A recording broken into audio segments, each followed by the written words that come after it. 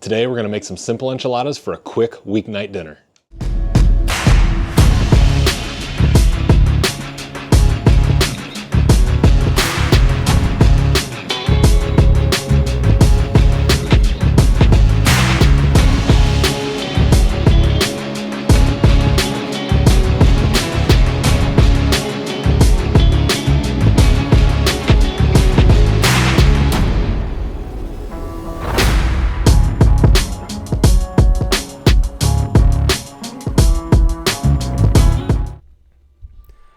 To get started, I browned up some 8515 ground chuck on my Traeger Flatrock. For this recipe, I'm seasoning it with some Hardcore Carnivore Lone Star Meatchilada seasoning.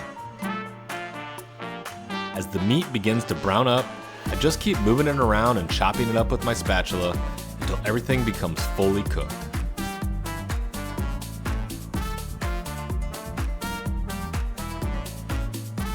When it's done, I go ahead and transfer all my cooked ground chuck to a tray to use it for building these enchiladas. So to get started, I pour a small base layer of red enchilada sauce into a glass baking dish.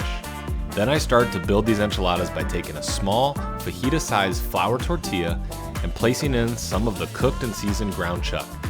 Then I add some Mexican-style cheese blend before rolling it up into an enchilada.